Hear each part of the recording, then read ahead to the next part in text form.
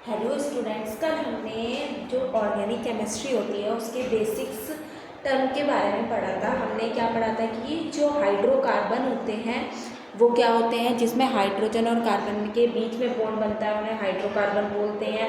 फिर हमने second number पे पढ़ा था कि जो ऑर्गेनिक कंपाउंड होते हैं वो क्या होते हैं। जो ऑर्गेनिक कंपाउंड होते हैं ये वाइटल फोर्स थ्योरी होती है, उसके बारे में बताते हैं। और वॉलर सिंथेसिस जो होता है वो ऑर्गेनिक कंपाउंड में आता है। अब जो वॉलर सिंथेसिस है इसके अंदर हमने क्या लिया था, अमोनियम साइनेट को जब हमने इसकी रिएक्शन करी थी, इसको गर्म करा था हमने, किसको, अमोनियम साइनेट को क्या करा था, जब हमने गर्म करा था तो इसकी रिएक्शन हुई थी तो हमको एक कंपाउंड मिला था जिसे हम क्या बोलते हैं, कॉमनली यूरिया कहते हैं। और इसके बाद हमने पढ़ा था कि जो हाइड्रोकार्बन होते हैं उसके क्या होते हैं, डेरिवेटिव होते हैं, उसे हम क्या बोलते हैं, हाइड्रोकार्बन्स बोलते हैं। जो हाइड्रोकार्बन के डेरिवेटिव होते हैं, जो हाइड्रोकार्बन के डेरिवेटिव होते हैं उनको हम क्या बोलते हैं, हाइड्रोकार्बन्स कहते हैं। अब ये टेट्रावैलेंसी कार्बन होते हैं, इसके लिए बहुत ज़्यादा असेंशियल होता है क्या, कि जो कार्बन है उसकी क्या होनी चाहिए, टेट्रावैलेंसी होनी चाहिए, बहुत असेंशियल होता है।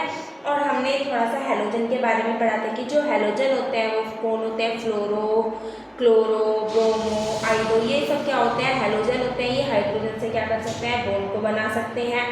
नाइट्रोजन भी बॉन्ड को बना सकता है हाइड्रोजन के साथ, ऑक्सीजन भी, सल्फर भी, फास्फोरस भी, एक्सेट्रा। इसके बाद कोवेलेंट बॉन्डिंग, ये सब क्या करते हैं, कोवेलेंट बॉन्ड को क्या करके रखते हैं, कंटेन करके रखते हैं। फिर हमने पढ़ा था कैटाइनेशन क्या होता है। कैटाइनेशन क्या होती है, जो कार्बन होता है उसको लंबी चैन के रूप में क्या करता है, कार्बन अपने आप को फॉर्म कर सकता है, इसे क्या बोलते हैं, कैटाइनेशन की टेंडेंसी बोलते हैं। अब जो कार्बन होता है ऑर्गेनिक केमिस्ट्री में कार्बन को ही इसलिए रखा गया है क्योंकि जो कार्बन होता है इसके पास टेट्रावैलेंसी होती है और ये क्या करता है, स्ट्रॉन्ग बॉन्डिंग होती है इसके पास। ये क्या होता है, टेट्रावैलेंसी होती है क्योंकि कार्बन के पास क्या होते हैं, अगर एटॉमिक नंबर देखें तो 6 होता है। अब अगर हम 6 को देखें तो पहली शेल में 2, दूसरी शेल में 4 ही इलेक्ट्रॉन होते हैं। इसको अपनी बैलेंसी पूरी करने के लिए कितने इलेक्ट्रॉन की ज़रूरत होती है, 4। तो ये क्या होता है, टेट्रावैलेंसी को शो करता है और ये अपने जैसे कार्बन को लंबी चैन में बनाया जा सकता है। अब क्या होता है, जो कार्बन कार्बन होता है इसके बीच में हमें स्ट्रॉन्ग बॉन्डिंग देखने को मिलती है, सिलिकॉन सिलिकॉन के बीच में, फास्फोरस फास्फोरस के बीच में, सल्फर और सल्फर के बीच में क्या होती है, बॉन्डिंग स्ट्रॉन्ग देखने को मिलती है। फिर हमने मॉलिक्यूलर फॉर्मूला के बारे में पढ़ा था।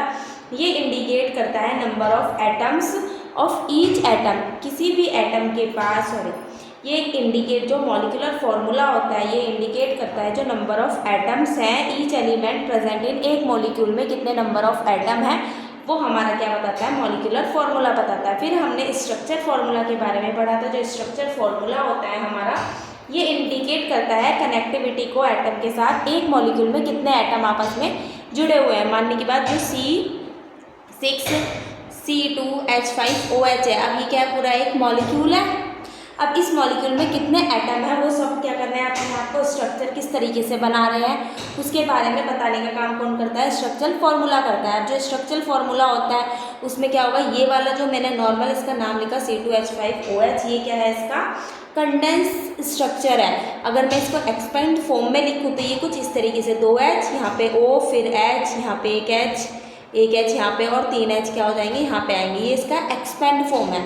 और अगर मैं इसको क्या कहते हैं, बॉन्ड लाइन नोटेशन में लिखूँ तो एक कार्बन हो तो डॉट लगाते हैं, 2 कार्बन है तो इस तरीके से एक एरा और साथ में क्या लगा देते हैं, OH। तो ये इसका क्या हो गया, डॉट लाइन स्ट्रक्चर हो गया, 3 फॉर्म। अब इसके बाद हम नेक्स्ट पढ़ेंगे, जो हम आज पढ़ेंगे, आज हम पढ़ेंगे अब होमोलोगस सीरीज के बारे में पढ़ेंगे कि जो हमारी होमोलोगस सीरीज होती है वो क्या होती हैं।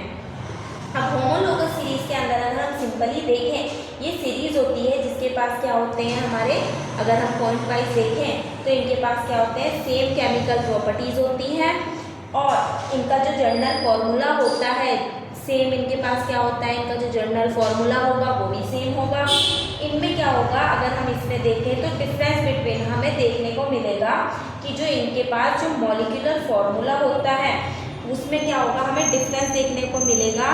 जो मॉलिक्यूलर फॉर्मूला है ऑफ द 2 मेंबर, 2 अलग अलग मेंबर के बीच में मॉलिक्यूलर फॉर्मूले में डिफरेंस देखने को मिलेगा। और वो जो डिफरेंस होगा वो क्या होगा, N×CH2 सीरीज का होगा। मानने की बात, अगर होमोलोगस सीरीज है तो एक जैसी होगी, जैसे कि C2H5 है तो ये H6 है, जैसे कि C3H कितना 8 हो गया। अब इसका अगर मैं स्ट्रक्चर बनाऊँ तो CH3 CH2 और CH3 इस तरीके से बनेगा। और अगर मैंने क्या ले लिया C4H10 ले लिया, 3, यहाँ पे भी 3 और यहाँ पे कितने आएंगे 2H, ऊपर नीचे लगा दिया, एक H ये रहा, एक H ये रहा। तो ये ऊपर वाला जो मेरा बना है 3 कार्बन वाला, इसमें क्या है एक CH2 है और इसमें एक CH2 क्या आ गया एक्स्ट्रा आ गया, बाकी तो क्या है ऊपर वाले की तरह ही सेम टू सेम है। अब ये जो डिफरेंस है, खाली जो मॉलिक्यूलर फॉर्मूला होता है उनके बीच में जो डिफरेंस होता है वो हमें CH2 का ही डिफरेंस देखने को मिलता है, बाकी कोई और डिफरेंस देखने को नहीं मिलता। इसमें जो फंक्शनल ग्रुप होते हैं होमोलोगस सीरीज़ में, जो हमारे फंक्शनल ग्रुप होंगे उसके बारे में हम अभी आगे पढ़ेंगे, वो भी क्या होते हैं हमारे सेम होते हैं। और जो डिग्री ऑफ अनसैचुरेशन होता है, जो डिग्री ऑफ अनसैचुरेशन होता है वो भी हमें क्या देखने को मिलता है, सेम देखने को मिलता है, जो हमें 2 मिनट में पढ़ने वाले हैं। इतना पता चला होमोलोगस सीरीज़ में क्या होता है, केमिकल फार्मूला सेम होता है, सेम क्या होता है इसका जो भी हमारा जनरल फार्मूला है वो भी सेम होता है, फंक्शनल ग्रुप भी सेम होते हैं। हमें खाली डिफरेंस देखने को मिलता है, जो मॉलिक्यूलर फार्मूला होता है उसके बीच में हमें डिफरेंस देखने को मिलता है CH2 का, बाकी कोई डिफरेंस नहीं होता। और जो इनकी डिग्री ऑफ अनसैचुरेशन होती है वो भी क्या होती है, सेम होती है। अब डिग्री ऑफ अनसैचुरेशन सेम होती है, एम्पिरिकल फार्मूला होता है, वो मैं आपको सिखाऊंगी। जो एम्पिरिकल फार्मूला होता है होमोलोगस सीरीज़ में वो भी क्या होता है हमारा सेम होता है, मॉलिक्यूलर फार्मूला भी सेम ही होता है। और इसकी जो बट इनकी जो डिफरेंट होती हैं वो क्या होती हैं, जो हमारी फिजिकल प्रॉपर्टीज, एक मिनट, जो हमारा एम्पिरिकल फार्मूला, मॉलिक्यूलर फार्मूला और जो हमारी फिजिकल प्रॉपर्टीज़ होती हैं ये सब क्या होती हैं, डिफरेंट होती हैं। ओके, जो हमारा एम्पिरिकल फार्मूला होता है, मॉलिक्यूलर फार्मूला होता है और जो फिजिकल प्रॉपर्टीज़ होती हैं वो सब क्या होती हैं हमारी होमोलोगस सीरीज़ में अलग अलग हमें देखने को मिलती है। अब हमें नॉर्मली अगर हम जनरली हमने एग्जाम्पल लिया, जैसे कि अब हमने क्या लिया, एग्जाम्पल लिया एल्केन, एल्कीन, एल्काइन और हमने क्या लिया अल्कोहल, कार्बोक्सिलिक एसिड लिया, जनरल फार्मूला सबका लिख लिया। जो एल्केन होता है उसका क्या होता है CnH2n+2 होता है, एल्कीन का CnH2n होता है, एल्काइन का CnH2n-2, अल्कोहल का CnH2n+1OH होता है, कार्बोक्सिलिक एसिड का होता है CnH2n और O2 होता है। अब जैसे कि हमारा एल्केन है, ये जो N है, N का मतलब होता है नंबर ऑफ कार्बन एटम हमारे कितने हैं। अब अगर हमारे पास एक कार्बन है, लेट सपोज अगर हमारे पास एक कार्बन है तो N की जगह पे क्या आ जाएगा 1 और H 2 × 1 क्योंकि N हमारा नंबर ऑफ कार्बन है +2, तो टोटल कितना हुआ 2 × 1 = 2 और +2 4 हो गए। तो जो हमारा अगर एक कार्बन है तो हाइड्रोजन कितने हुए यहाँ पे 4, जब हमारा एल्केन है। सेम इसी तरीके से हमारा कार्बन का नंबर 1 है तो ये कितना हुआ C1 और हमारे H कितने हो गए 4, ओके, या 2 होंगे, ठीक है, क्योंकि हमारे पास कार्बन 1 है तो 1 और क्या कहते हैं 2 × 1, तो ये कितना हुआ हमारा C1H2। और अगर हमने क्या ले लिया, लेट सपोज हमने यहाँ पे लिया एल्काइन, हमारा एक कार्बन का नहीं बनता। अब हमने 2 कार्बन लिए तो यहाँ पे 2 आया और ये कितना 2 × 2 = 4 और 2 6, C2H6, यहाँ पे C2H4 मल्टीप्लाई हो गई। अब यहाँ पे C2H कितना हो गया मेरा 2, क्योंकि C 2 है, H 2 × 2 -2, 2 × 2 = 4, 4 में से 2 गया 2 बचा, ठीक है, तो हमारा ये बना। अब हमारे पास कार्बन कितने हैं 2 हैं तो C2H कितना हो गया 2 × 2 = 4 और OH, ठीक है। देखो इसके फॉर्मूले में ना यहाँ पे ना ब्रैकेट है, अगर मैं इसको फॉर्मूले को दोबारा लिखूँ तो ये है CnH2n+1 और फिर हमें OH को क्या करना है इसके साथ जोड़ना है। तो अगर हम इसको देखें तो इसका ये नहीं बनेगा, क्या बनेगा C के 2, H कितना हो गया मेरा 2 × 2 = 4 और 1 5 और फिर हमें OH को क्या करना है इसके साथ लगा देना है। अब हमारे पास C कितने हैं 2, H कितने हुए मेरे पास 4 और O कितने हैं 2 ही लगाने हैं, ठीक है। ये हमारा क्या है कार्बोक्सिलिक एसिड है। जैसे कि अगर मैं इसको लिखूँ तो CH3COOH है, ये क्या है एसिटिक एसिड, इसे हम इथेनॉल बोलते हैं। जब हम नोमेनकल्चर पढ़ेंगे तो हम इनको अच्छे से पढ़ेंगे। सेम अगर यहाँ पे 3 थे, अब हमने कितने ले लिए, अगर हमने C3 ले लिया तो H कितने हो जाएंगे 8। अब इस वाले और इस वाले में कितने कार्बन का डिफरेंस है एक कार्बन का और 2 हाइड्रोजन का, आ गई होमोलोगस सीरीज। अब इसमें कितना होगा C3H8 और ये क्या हो जाएगा C3H6, CH2 का डिफरेंस। अब ये वाला अगर हम देखें CH3 का डिफरेंस, अब अगर हम इसके अंदर देखें तो ये कितना हो जाएगा मेरा C3H4, अब ये क्या होगा C3H5OH, C3H6OH। हमें कार्बन का जितना कार्बन का नंबर है उसके अकॉर्डिंग हमने क्या बना लिया, एक नॉर्मली सीरीज बना ली। अब इसके बाद हम पढ़ेंगे, अब हम अपना नेक्स्ट टॉपिक क्या पढ़ेंगे, इसके बाद हमने क्या पढ़ लिया, होमोलोगस सीरीज पढ़ ली। अब हमें हेट्रोसाइक्लिक और होमोसाइक्लिक कंपाउंड के बारे में पढ़ना है। जो हमारे होमोसाइक्लिक कंपाउंड होते हैं ये क्या होते हैं, cyclic compound containing identical atom in a ring. Identical atom होते हैं, जैसे कि हमने क्या ले लिया, जो हमारा साइक्लोहेक्सेन है इसके पास क्या आइडेंटिकल है, कार्बन और हाइड्रोजन है। ये हमारा क्या है साइक्लोहेक्सेन है।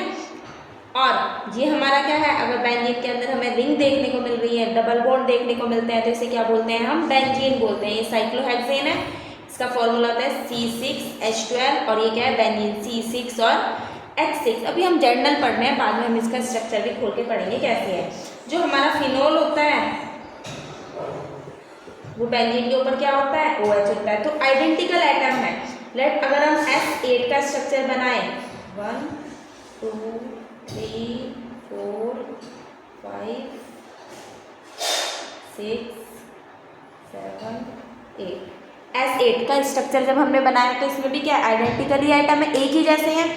अब अगर हम हेट्रोसाइक्लिक कंपाउंड के बारे में पढ़ेंगे तो जो हमारे हेट्रोसाइक्लिक कंपाउंड होते हैं ये वो साइक्लिक कंपाउंड होते हैं जिसके अंदर हमें एटलीस्ट 1 हेट्रो एटम, हमें एक हेट्रो कार्बन से अलग या कोई सा भी अलग ऑक्सीजन, सल्फर, नाइट्रोजन और फास्फोरस एक्सेट्रा, ये सब हमें क्या करने पड़ेंगे, रिंग में देखने पड़ेंगे। जैसे कि अगर हमने पिरामिडीन बनाया तो ये क्या होता है बेंजीन की रिंग की तरह ही होता है, ये बस यहाँ पे क्या लगा रहता है N लगा रहता है और इसकी बॉन्डिंग सेम वैसे ही होती है। और हमारा जो THF होता है, अगर हम इसका स्ट्रक्चर देखें तो वो कुछ इस तरीके का हमें देखने को मिलता है, टेट्राहाइड्रोफियोन THF। तो हमें पता चला होमोसाइक्लिक और हेट्रोसाइक्लिक क्या होता है, कंपाउंड होता है जिसमें क्या होता है आइडेंटिकल एटम होता है रिंग के अंदर, उन्हें होमोसाइक्लिक बोलते हैं। और जिसके अंदर क्या होते हैं एटलीस्ट एक हेट्रो एटम जिसमें हमारा ऑक्सीजन, सल्फर, नाइट्रोजन, फास्फोरस अलग देखने को मिलता है, तो उसे हम क्या बोलते हैं, हेट्रोसाइक्लिक कंपाउंड बोलते हैं। अब हमारा जो नेक्स्ट है वो क्या है, सैचुरेटेड और अनसैचुरेटेड कंपाउंड। अब हमें सैचुरेटेड और अनसैचुरेटेड कंपाउंड के बारे में पढ़ना है। जो हमारे सैचुरेटेड कंपाउंड होते हैं ये क्या होते हैं, ओनली कार्बन कार्बन के बीच में खाली हमें क्या देखने को मिलता है, सिंगल बॉन्ड देखने को मिलता है, तो उसे हम क्या बोलते हैं, सैचुरेटेड कंपाउंड बोलते हैं। जैसे कि अगर हम साइक्लोहेक्सेन का स्ट्रक्चर बनाएं तो सिंगल बॉन्ड ही है, CH2 CH2 एक CH2 ये रहा, देन ये रहा, स्ट्रक्चर पे मत जाना, 1 2 3 4 5 CH2। तो साइक्लोहेक्सेन का स्ट्रक्चर कुछ इस तरीके का होता है। इसके बाद अगर हमने क्या ले लिया 1 2 3 4 5, ये कितना है 1 2 3 4 5 C5H कितने हो गए 3 3 6 H हो गए हमारे 12। ये क्या है हमारा पेंटेन का स्ट्रक्चर है, सब में क्या है सिंगल सिंगल बॉन्ड, ये CH3 single bond CH2 CH2 CH2 और CH3, 3 और 3 6 7 8 9 10 11 12, ठीक है 12 हाइड्रोजन। अब इसके बाद क्या है हमें क्या देखना है, सिंगल बॉन्ड कंटेन करके रखने चाहिए, वो क्या होता है हमारे सैचुरेटेड कंपाउंड होते हैं। अब हमारा जो ये है 1 2 3, अगर हमने यहाँ पे क्या जोड़ दिया CO कार्बोक्सिलिक एसिड जोड़ दिया, अगर हम इसका स्ट्रक्चर बनाएं तो ये क्या बनेगा CH3 फिर ये वाला CH2 फिर एक ऊपर H लगाया, इस वाले कार्बन से जोड़ा OOH और यहाँ पे क्या है मेरा CH3। इस पूरी चेन में हमने देखा क्या सिंगल सिंगल बॉन्ड है, तो ये क्या है सैचुरेटेड कंपाउंड है।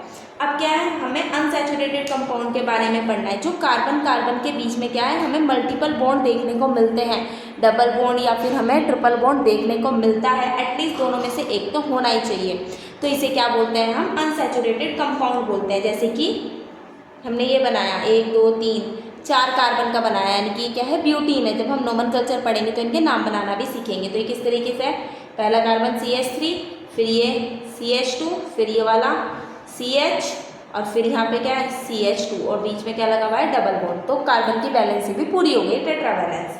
अब अगर हमने ये देखा